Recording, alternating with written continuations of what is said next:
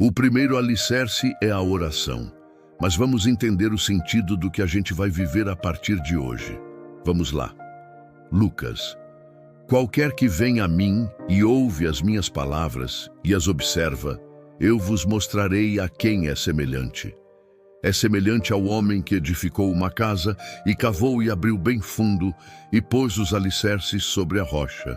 E vindo a enchente, olha como é que a palavra de Deus é perfeita, e para nós do Rio Grande do Sul fica mais fácil compreender isso, sim ou não? Por exemplo, a chuva entrou aqui, não entrou? Entrou, danificou móveis, mas ela não destruiu o imóvel. Ela não levou a catedral. Levou? Não. Por que ela não levou a catedral? Porque as suas bases e alicerces estão muito bem fundamentados. Você não é capaz de imaginar a que profundidade estão as colunas da catedral. Só para você entender, da parte do piso para cima, essas intermediárias pesam 12 toneladas.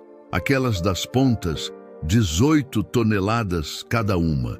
Isso na parte que compreende o que ela tem do lado de fora. Você não consegue imaginar e ter dimensão do peso que ela tem do piso para baixo, até onde encontra a raiz das rochas. Então as águas bateram aqui, entraram pelas portas, atingiram móveis, mas não danificou a estrutura do prédio porque ela está bem alicerçada. Entretanto, olha que diferença. Coloca para mim a imagem da casa aqui no Vale do Taquari, no primeiro dia da chuva. Primeiro dia da chuva, olha isso. Pode soltar. Foi a casa inteira. E por que foi a casa inteira? Porque ela não estava alicerçada na rocha. Vamos trazer isso para o mundo espiritual. A chuva que veio para eles é a mesma que veio para a gente. A chuva que levou aquela casa foi a mesma que encheu o centro histórico de Porto Alegre. Mas a catedral não foi.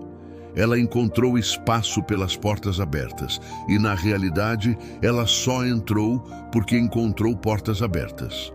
Como veio de surpresa, não deu tempo de fazer as barragens. Quando conseguimos colocar os sacos de areia aqui fora, ela já estava aqui dentro. Então não adiantava. Ela pegou móveis, mas a estrutura não pegou.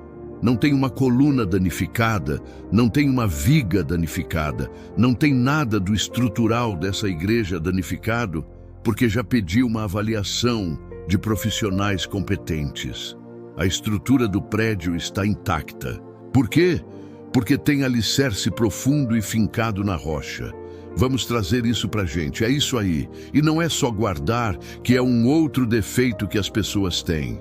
Ah, mas então Deus vai me guardar de tudo, porque eu tenho guardado a sua palavra.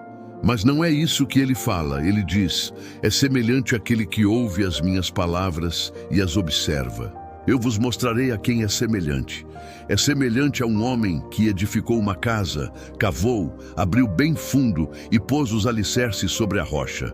Vindo a enchente, bateu com ímpeto a corrente naquela casa e não a pôde abalar, porque estava fundada sobre a rocha. O que significa isso? Às vezes você vê duas pessoas sentadas na reunião, marido e esposa, por exemplo. Como é que pode duas pessoas estarem tão próximas uma da outra e ainda assim uma estar distante do Deus que é oferecido às duas? Porque às vezes você olha para marido e esposa e quando descobre os frutos da vida deles, pensa, como é que pode? Ele deita tão perto dela, ela tão perto dele, mas como consegue viver tão longe do Deus que a gente vê nele? E o mais triste, os dois frequentam a igreja, os dois recebem a mesma receita. É como se duas cozinheiras estivessem numa cozinha, cada uma com seu fogão e acompanhando o mesmo programa de receitas. No final, o bolo de uma sai molhadinho, suave, derrete na boca. E o da outra sai duro, uma sola de sapato que se jogar na cabeça de um crente mata de tão duro que é. Como pode? As duas ouviram a mesma receita. Como o resultado foi diferente? A bendita desobediência, o bendito orgulho. As duas ouviram a mesma coisa. O que uma fez? Seguiu à risca. Comprou a farinha certa, o fermento indicado.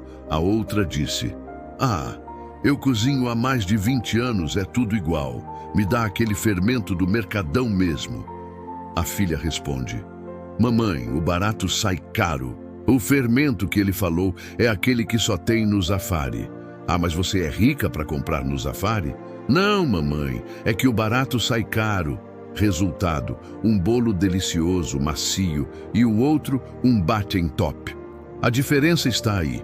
As duas ouviram a mesma instrução, mas uma obedeceu à risca e a outra decidiu fazer do seu jeito. É como quem liga o GPS do carro, coloca o destino no Waze e mesmo assim diz: esse GPS é problemático, vou entrar por aqui que eu conheço. Aí entra, 50 minutos de engarrafamento. Para que ligou o GPS se não ia obedecer? Isso se chama orgulho. E é o orgulho que tem separado o ser humano de Deus. Como é que uma pessoa que conhece a palavra pode continuar sofrendo, gemendo, prostrada? Eu entendo o sofrimento de quem está lá fora, mas é difícil entender alguém aqui dentro, diante de um Deus tão grande, continuar fracassado, caído e perdido. Sabe por quê? Porque está construindo a sua casa, que é a própria vida, sobre a areia. Nós somos o templo do Espírito Santo. E por que essa casa cai o tempo todo? Porque não tem alicerce na rocha. Alicerçar a casa sobre a rocha não é apenas ouvir a palavra, não é conhecer, é praticar. Não adianta guardar no coração se não aplica.